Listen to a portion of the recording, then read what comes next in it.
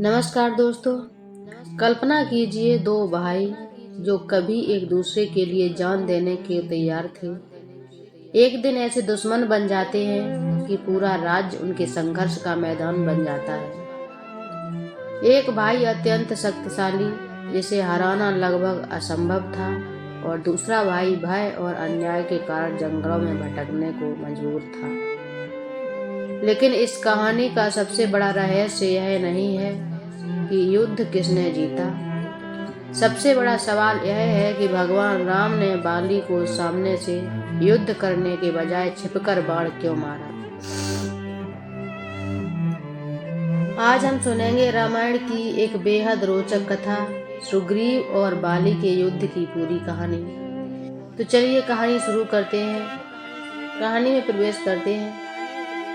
बहुत समय पहले वानरों का एक समृद्ध राज्य था, किष्किंधा। यह राज्य पर्वतों, जंगलों और प्राकृतिक सुंदरता से भरा हुआ था। यहाँ के लोग अपने राजा पर गर्व करते थे। उस राज्य के राजा थे बाली। बाली केवल राजा ही नहीं था, बल्कि वह अद्भुत शक्ति वाला योद्धा भी था। कहा जाता है कि उसके पास एक वरदान था, जो भी उसे युद्ध करता, उसकी आधी शक्ति अपने आप बाली में आ जाती। इस कारण देवता, दानव और बड़े बड़े योद्धा भी उससे डरते थे। बाली का एक छोटा भाई था, सुग्रीव। सुग्रीव अपने बड़े भाई से बहुत प्रेम करता। वह उसका सम्मान करता था। वह हमेशा उसके साथ रहता था। दोनों भाइयों का संबंध इतना गहरा था कि लोग उन्हें आदर्श भाई मानते थे। लेकिन कभी कभी एक गलतफहमी जीवन को पूरी तरह बदल देती है। एक रात किष्किंधा के द्वार पर एक भयानक राक्षस आया। उसका नाम था मायावी। उसने जोर से पुकारा, बाली, यदि तुम सच में शक्तिशाली हो तो बाहर आओ। बाली क्रोधित हो गया। वह तुरंत युद्ध के लिए निकल पड़ा। सुग्रीव भी उसके पीछे गया। मायावी दोनों को देखकर भागने लगा और एक गहरी गुफा में जाकर छिप गया। बाली ने सुग्रीव से कहा, तुम बाहर खड़े रहना, मैं अंदर जाकर इसे खत्म करता हूँ। सुग्रीव ने सिर झुकाकर कहा, जैसी आपकी आज्ञा। बाली गुफा के अंदर चला गया। समय बीतता गया, 1 घंटा, 2 घंटा, पूरा दिन। सुग्रीव बाहर इंतजार करता रहा। अचानक गुफा के अंदर से भयानक आवाजें आना बंद हो गई और फिर गुफा से खून बाहर निकलने लगा। सुग्रीव घबरा गया। उसने सोचा, मेरे भाई बाली मारे गए। दुख और भय में उसने गुफा के मुंह पर एक बड़ा पत्थर रख दिया ताकि राक्षस बाहर न आ सके। फिर भारी मन से वह राज्य वापस लौट गया। किष्किंधा पहुंचकर मंत्रियों ने कहा, अब राज्य बिना राजा के नहीं रह सकता। सुग्रीव राजा नहीं बनना चाहता था, लेकिन राज्य की सुरक्षा के लिए उसे सिंहासन स्वीकार करना पड़ा। उधर सच्चाई कुछ और थी। बाली जीवित था। उसने राक्षस को मार दिया था। जब वह बाहर आया तो उसने देखा कि गुफा बंद है। बहुत प्रयास के बाद वह बाहर निकला। जब वह राज्य पहुंचा और उसने सुग्रीव को सिंहासन पर देखा, उसका क्रोध आसमान छू गया। उसे लगा, सुग्रीव ने मुझे मारने की साजिश की। उसने सुग्रीव की एक बात नहीं सुनी, ना ही मानी। सुग्रीव बार बार कहता रहा, भैया मैंने ऐसा नहीं किया। लेकिन बाली सुनने को तैयार नहीं था। उसने सुग्रीव को राज्य से निकाल दिया और सबसे बड़ा अन्याय किया, उसने सुग्रीव की पत्नी को भी अपने अधिकार में ले लिया। सुग्रीव भयभीत होकर ऋषिमुख पर्वत पर रहने लगे। उसके साथ कुछ विश्वसनीय साथी भी थे। उसमें सबसे प्रमुख थे हनुमान। हनुमान केवल शक्तिशाली ही नहीं थे, बल्कि बुद्धिमान और निष्ठावान भी थे। सुग्रीव हर दिन भय में जी रहा था। उसे डर था कि कहीं बाली उसे खोजकर मार न दे। उसी समय दूसरी ओर भगवान श्री राम और लक्ष्मण माता सीता की खोज में जंगलों में भटक रहे थे। हनुमान जी ने उन्हें दूर से जब देखा तो उन्होंने सोचा, ये दो वीर कौन हैं?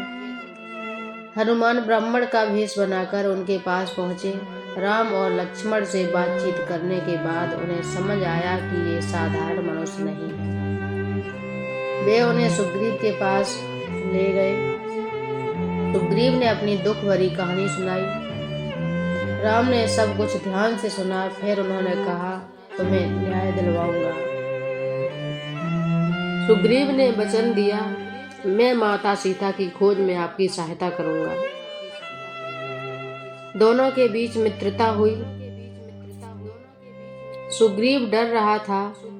उसे विश्वास नहीं हो रहा था कि कोई बाली को हरा सकता है।